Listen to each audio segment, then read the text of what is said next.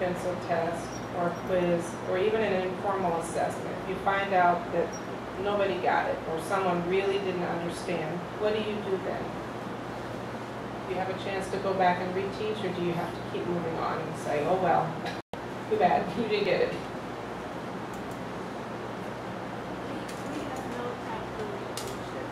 No time to reteach? You don't go back. What about the student that, because see, a lot of things are foundational, you know, they build on what's coming. So if the student didn't understand, do you have opportunity like to stay, have them stay after school or come for any extra help or get any extra assignment to help them, you know, while you keep moving forward? Is there any, elementary shaking their head, yes? Yes, you want to tell us?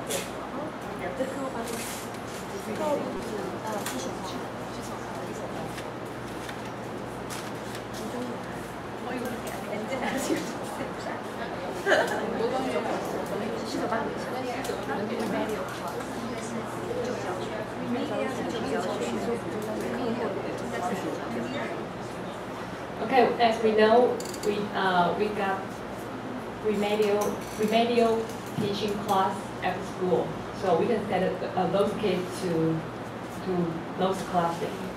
Yeah. That's the way we do. The homeroom teacher do. As we are English teachers, so sometimes we just ask them to stay maybe 10 minutes after the class for each. Yeah. That's the way I do it.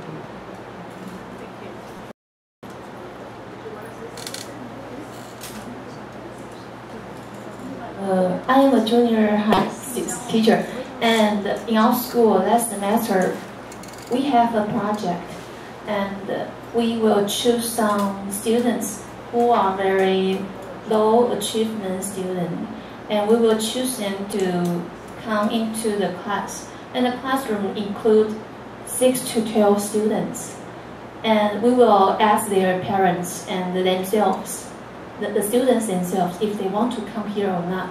If they want to come, we will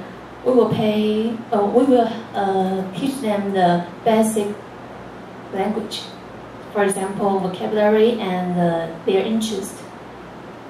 Yeah, but there are few people coming here. In total, we only have 12 students. Yeah. Our school, each grade we have 30 to 40 classes, so almost 1,000 students. Yeah, one grade, 1,000 students, but only 12 students come here. Yeah. So it's hard to. You can't hear more than they do, so I understand. But you at least offer that support. Okay. Yeah, we have after school also, as Colin mentioned yesterday. And we also have time during our day, half an hour every day in our schedules for students to come make up an assignment, to retake, to reteach a little, maybe within a small group. So that's important, because then we lose them for real. We keep moving on and they don't ever catch up. So that's challenging.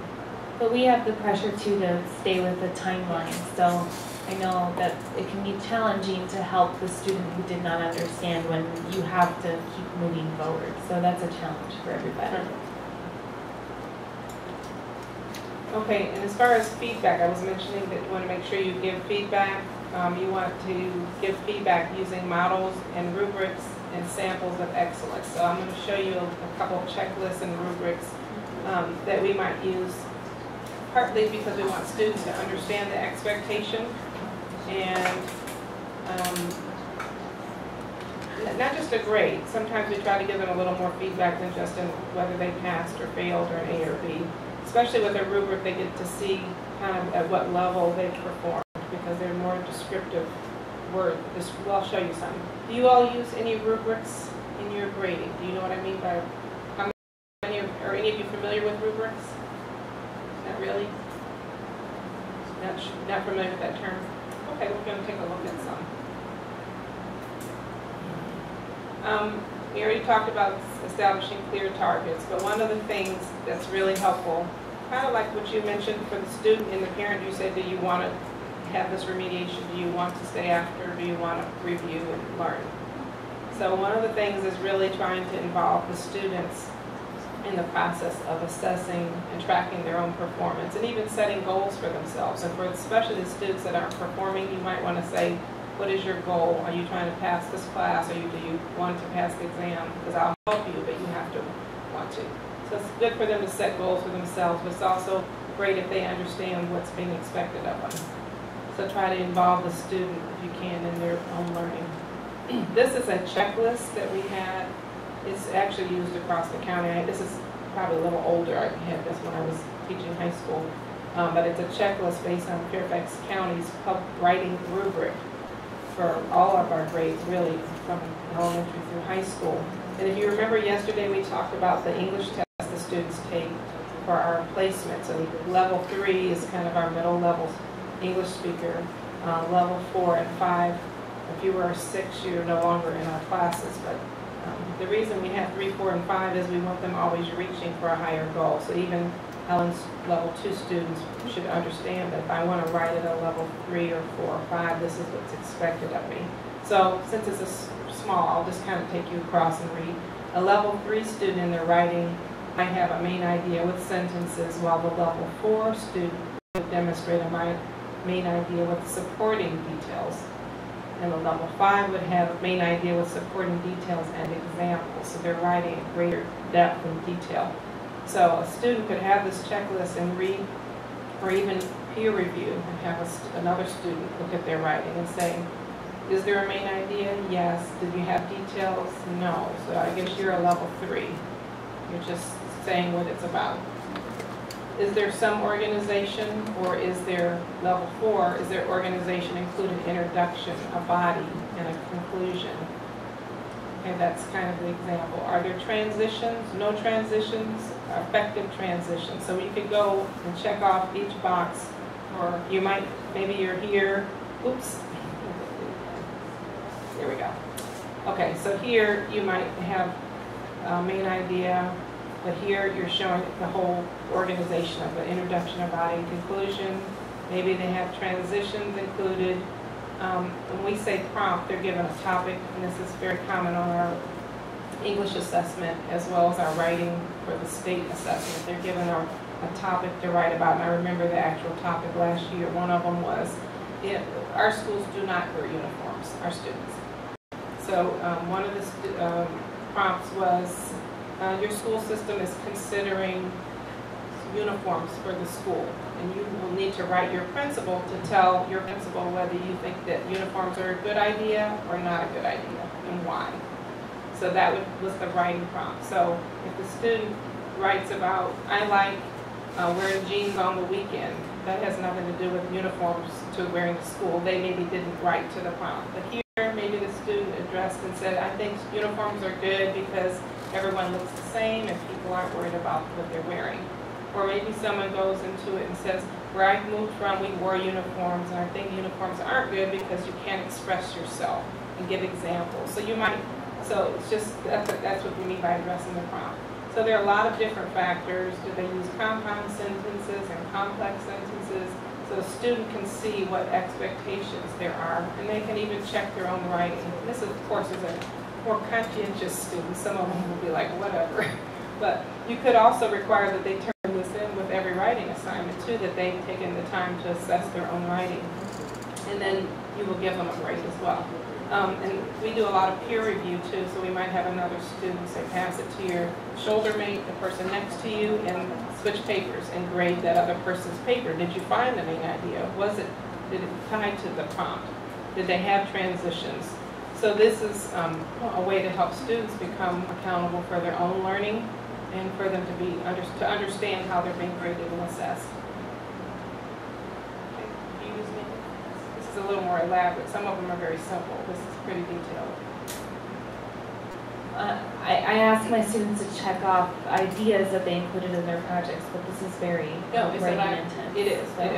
Yeah, but this is for a higher level student. But for writing, I think it's really good. And nothing else, they can see what they should be doing. maybe they'd be like, oh, I didn't have an introduction. Did what I was supposed to. Okay. That's for every students. This is something that we make available to them. I'm not saying that I always use it for every writing assignment, but for a big project, I always give them the rubric, which I'll show you an example, or something like this with every project, so they know what they have to deliver, what they're required to be graded on. So it's always important to let the student know how they're going to be evaluated before you evaluate them, because then they know what their goals should be. Okay, here is an actual rubric, and it's very small, but I can't make it any bigger. And again, if you remember, we said there were 6 levels. 6 means you're writing like a perfect native English speaker. So most of our students are levels 1 through 4 in our classes. So if a student is a level 4, they should be aiming to write at a higher level. They want to improve. So my level 4 student, it says here for ideas, this was I believe for a research project. And they had to have source of material, where did they get their information. They had to have a text structure, meaning that they had to have organization, and then what word choices. And did they think about who their audience was. So when we were doing our research, you were supposed to, who is your intended audience? Is it students? Is it other, if you were pretending to be a researcher, was it other scientists? If you were writing about whatever your topic was, you had to think about who your audience, who's going to be reading your paper. So they were expected to, in my class, they had to use 3 sources, and they had to have one that was a book, a textbook, or a regular book. They had to have one reference document, like an encyclopedia, and then they had to have at least one online source. They could have more, but they had to have 3. So if they had 2, that wasn't good. Or if they had all online sources and a book, and we talked about authentic and valid sources of information, like your kids want to use Wikipedia. And are you all familiar with Wikipedia, I imagine? No? Yes. Yeah, we just said we didn't want to use Wikipedia because a wiki means anybody can write it on it. That doesn't mean just because I put it there that it's true, that I'm an authority on the subject. So we wanted the kids to understand that it needs to be some valid source of information from a reliable source. So we learned all those terms. What is reliable? What is valid? And so anyway, so that source material, it says displayed an exceptional selection of material. Or this one says a comprehensive selection, or a satisfactory. So if you had 3, that was satisfactory because that was what you were expected. And the develop the chosen topic is what it says. So for 4, it says displays a specific understanding of the structure, application of what was taught, communicates ideas satisfactorily. So long as it was clear and you understood what they were writing. Down here, 1 says displays limited understanding of the text structure through application of what was taught, barely communicates ideas. Like if you have no idea what this, I had one paper, I didn't know what in the world he was writing about. It was very, you couldn't give him a good grade. So anyway, you check off the box for each one, and then they get a score here. So if they want an A, they know they need 16 points at least. So they're going to have 2 5s and a 6 to get an A. And so anyway, that's the expectation. But when I gave the assignment from the very beginning, the month, we had a whole month to work on this. I gave them this with a description of what they were expected to do, and it wasn't a big paper. They only had to write one real good paragraph. The whole point of this was the research process. That's what they were learning. How do you find a valid, reliable source? They had to do citations on my project. They had to have a bibliography. It was a big project, but not long. Not a lot of writing, mostly the process.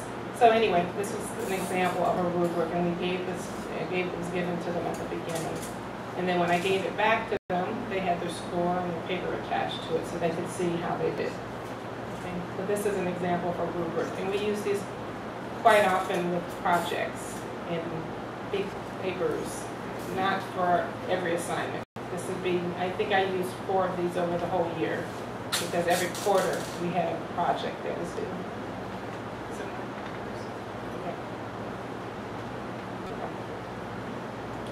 I think that's all I have for assessment. Oh, yeah, just to summarize and wrap up assessment, this was just the final chart that just basically reiterates and supports that We have the student, we have instruction, and we have the assessment. They have to all come together, and if they match, if what we taught meets the standards and the student understands the assessment, we should have success. So it kind of all comes together if we follow the standards, have a curriculum that supports the standards, our instruction supports the curriculum and the standard, and then the assessment matches what we've taught them. So that's our goal.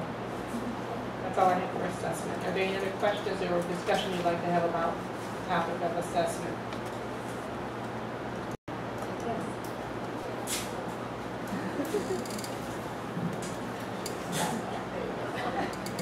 Maria, I want to ask one question. How can you find the rubrics? How do you build such a rubrics for your students? I think the one that Claudia showed you was actually developed, the school district made that rubric. But I know with other rubrics that I have used, maybe another teacher already developed it, or maybe we work together in those meetings to make them together, because all of the science teachers, for example, we do a Mr. Cent project on, students have to write a book about energy forms, and the teachers work together to make the rubric. I know I learned a lot about it when I studied in graduate school, so when I make more simple rubrics just so that they have like a check sheet. I think I showed you yesterday with the astronomy project, and I'll say, if you tell me distance from the sun, if you tell me these 3 facts, and that's worth 5 points. So they always know, like, I'm not going to get the points if I don't have this information. But the one that it's in my file. Oh, it's not on. But the one that Claudia showed you is a lot better in the sense that the student can see how they can improve within a frame. I know that you can, if you have a project in mind, it's easy enough to just have, maybe I can find one, I can show you another one. Does anyone have another question? I can look for it while I leave. Yeah, I would not say that they're easy to develop. I think but you can make them simpler than this. This is, as she said, this is part of my curriculum that I teach, and so they give us the assessment recommendation and how we will assess the student. So I did not create that. That would be challenging. But I think it is important. Yeah, she's got some simple ones, and I imagine we can. We're not here. I was going to say I imagine we could look on the internet too for rubrics. So, any other assessment questions that you have? While she's looking.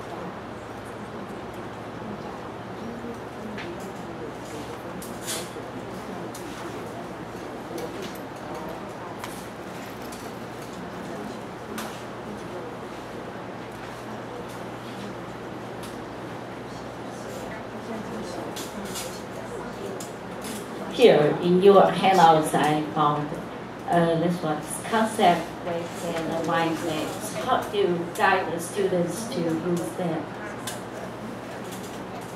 Have you used concept web? Not so much. I don't know. I haven't done a mind map, so I don't know. You do? Oh, okay. She's used mind maps, and I've used concept maps, so we could probably talk a little bit about it. She's got both. See, it was listed here under assessment. And alternative assessment, skid simulation,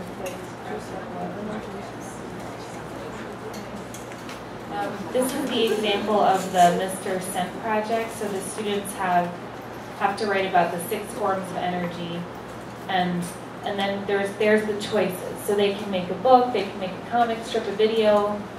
A lot of my students did the book, and each assignment should have, and then there's a list of requirements. But then not only that, on the other side of the paper that I gave them, they have the rubric. And this was developed with the science teachers. We worked together. So identify each of the 6 forms of energy. That's what we asked them to do, but then you only get 0 to 2 points if you reflect a limited understanding of the concepts, partial understanding, complete, or insightful. So the level of understanding of the 6 forms of energy can be from minimal to elaborate, and that's how they get the points.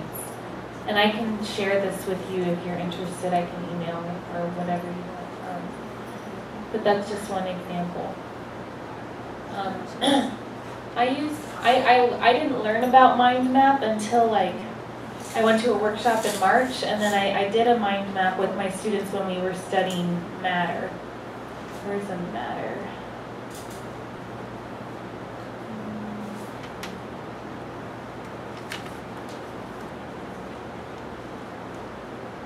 And the mind, have you ever used a mind map? Yeah, oh, okay. She said, yeah, that you know? What I'm like, yeah. But I don't know how to show my students how to get it. Oh. A mind map you make with your students while, okay. Just use the central idea in the center, right? Have a That's a good question, so everybody will see. I'm gonna say, I'm impressed if she didn't pull one up. I don't know where mine would be.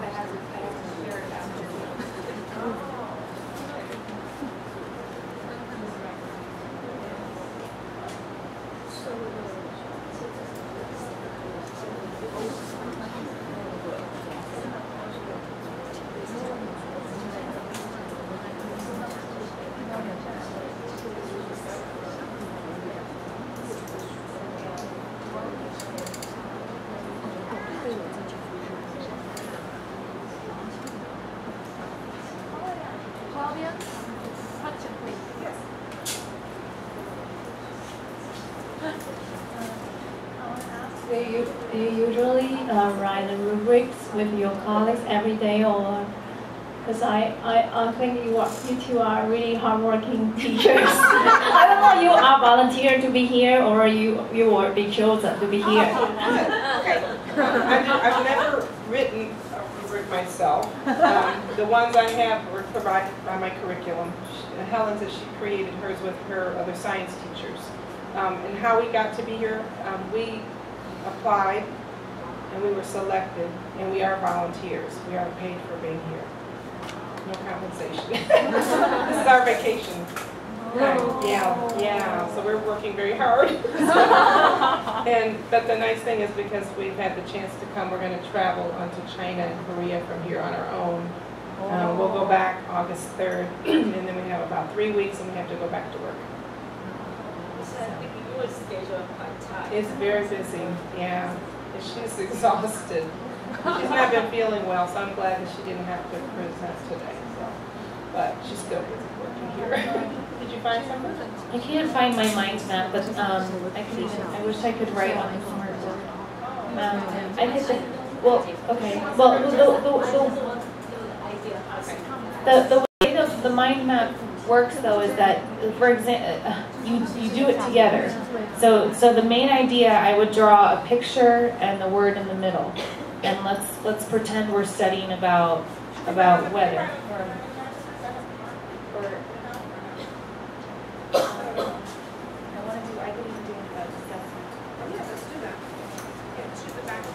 The mind map offers students or anybody a visual representation of how multiple ideas connect together. And do you remember enough about matter to be a sample, a model student?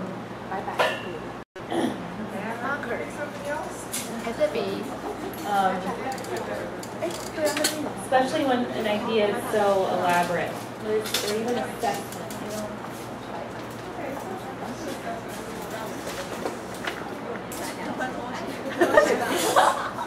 Oh, yes.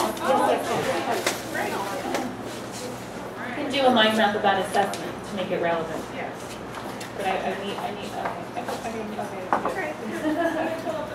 okay.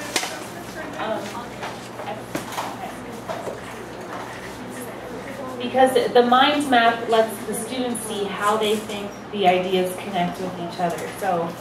So today we talked about assessment. And so I would be up here modeling, but everyone's participating and you have a copy. You're all writing the mind map. We're all making it together. So today we're talking about assessment. And what does assessment look like? What are some examples of assessment? Well, what does it look like? What is an assessment? A test. Okay, so maybe it's a test. And we have a test, and there's a question, and there's some options, and that's what the assessment looks like. Or maybe somebody said arts and crafts. So what kinds of arts and crafts? Like what would be a project that they did together? Yeah, what kind of art? Art about what? What does it look like? A Mother's Day card. Okay, so maybe it's for Mama. They have a heart. Okay, Mom or Mom. Okay, so those are some examples of assessment. So let's ask the question: Who are we assessing? Who? The students. So we have some pictures of students. Maybe they're wearing a baseball hat.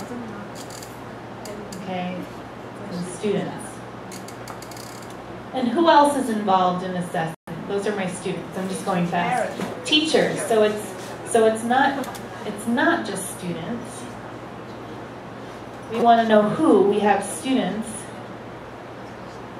and there are our students. And this is how Ms. Cope draws because she has no art skills. Okay, but it's also the teachers. We have a nice, pretty teacher. That's like me. Yeah. Oh, I see.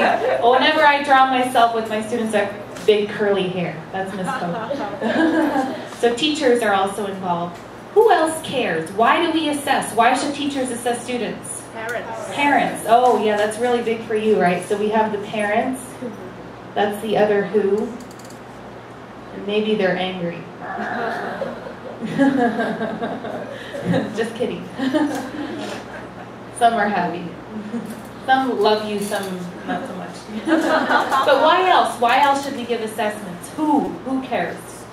The school. And who in the school? What individual in the school? The principals. Okay, oh, so we also have principals. So this is our big who. Principal. And they're there and maybe they're wearing a suit. Because they look nicer. They have more money. That's a tie. Okay. And they look nice. And they're watching the teachers. Okay, so now we know who else is involved.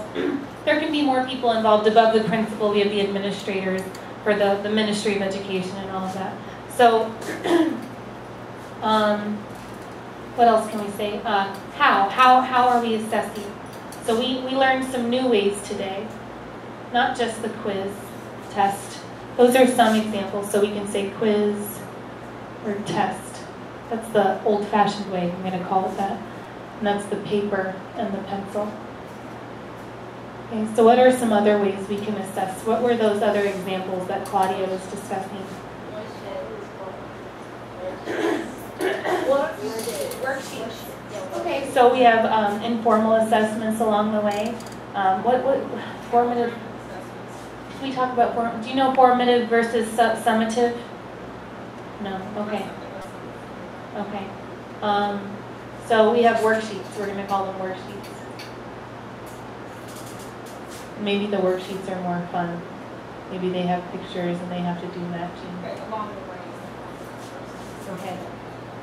And okay, so maybe we would call this type of assessment formative because it's along the way, and that means this maybe doesn't have as much weight. This just lets us check the student as they are learning, but maybe the summative is more of the quiz or the test, and that has more weight. So we don't. This is practice, so that for the summative they can do better. We call that formative and summative.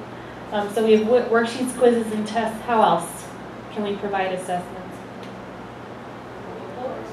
Oral reports. Okay, good. Oral report. And see, this is not my mind. This is your mind, and it's a visual. So we have maybe somebody standing up front, and they're talking to the rest of the class. Okay, one more. How else? What was that? Songs? Okay, songs. Maybe they have to write a song. And then in my class, there's a really great website, or there's another teacher on YouTube who made songs about all of these science concepts like cells, matter, electricity, and he made the song to the same melody of like Beyonce, Rihanna, like modern songs, but it's about cells. And so I do fill in the like close activities with my students, fill in the blanks. So they hear the song and they have to write it. So songs can be fun. They can create the song, or you can practice learning a song together that already exists. So we're going to have songs. Okay, so that's the how. And then maybe with the mind map, you can also discuss why and who, what, why, and what's how. How is also what here, right? What does it look like? Where? Oh, when. Okay, when. Yeah, when do we assess? And when should we give assessments?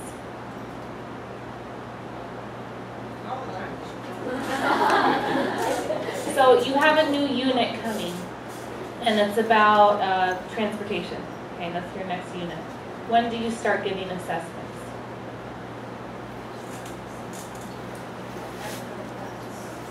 Okay, so maybe after the lesson or before. Yeah, definitely before also, before the lesson. So that's what we call a pre-assessment, right? And the after is the post. Okay.